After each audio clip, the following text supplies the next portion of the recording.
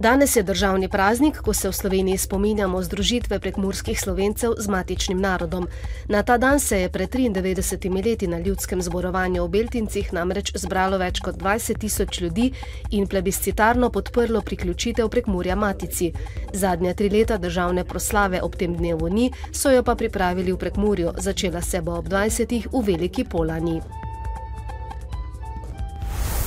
V sindikatu Ministrstva za obrambo so predsednika republike, premierja, ministra za obrambo, načelnika generalštaba Slovenske vojske in vse poslanske skupine pozvali naj takoj ustavijo zmanjševanje proračunskih sredstev za obrambni resor in naj zagotovijo samostojni plačni sistem za bolj kakovostno preživljanje zaposlenih in njihovih družin. V sindikatu Ministrstva za obrambo od najvišjih predstavnikov oblasti zahtevajo tudi popravo nizkega življenjskega standarda zaposlenih v obrambnem resorju na nivo zaposlenih v sodobnih obrambnih resorjih v svetu. Na grškem Rodosu je zaradi tehničnih težav na tleh ostalo letalo Adria Airways s 180 potniki iz Slovenije, Italije in Hrvaške.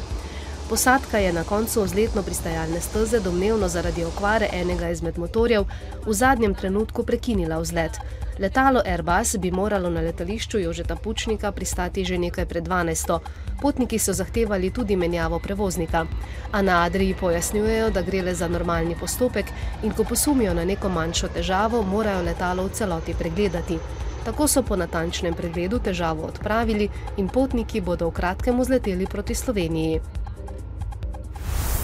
Družba Gorenjski tisk je danes objavila namero za prevzem celjskega invalidskega podjetja Cetis Graf, obe podjetji skupaj pa nameravata prevzeti celjski Cetis. O prevzemnih namerah sta že obvestila Agencijo za trg vrednostnih papirjev, Urad za varstvo konkurence ter upravi in predstavnike delavcev ciljnih družb. Cetis je v prvih 3 mesecih letos ustvaril 8 milijonov evrov prihodkov, kar je za skoraj 40% več kot v enakem obdobju lani.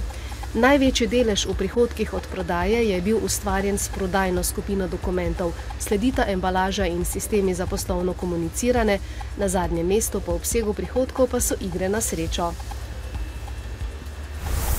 Na včerajšnji konstitutivni seji nadzornega sveta se je prvič po skupščini delničarjev v mariborski livarni Maribor, ki je potekala 24. julija, sestal nadzorni svet v novi sestavi. Na osnovi skupščinskih sklepov so banke potrdile konverzijo dela svojih kreditov v lastniški delež MLM. S konstitutiranjem nadzornega sveta in razdelitvijo internih funkcij med nadzorniki se je končal proces zadnje faze lastniškega prestrukturiranja livarne, v katerem so banke poleg večinskega lastništva prevzele tudi nadzorstveno funkcijo, je po seji dejal Branko Žerdoner, predsednik uprave MLM.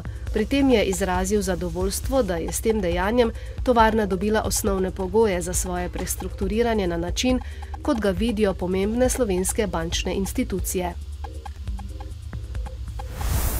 Precej jasno bo s temperaturami čez dan od 28 do 32, ob morju do 34 stopinj Celzija. V nedeljo in ponedeljek bo precej jasno in postopno še bolj vroče, še vedno pa je velika nevarnost požarov v naravi.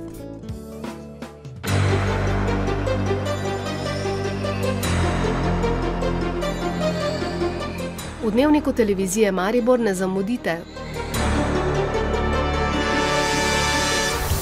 V Ormožu bogatejši za nov namakalni sistem. Koliko slovenskega sadja in zelenjave je v naših šolah? 8 študentov razvila aplikacijo za zdravje. Bodite z nami ob 18.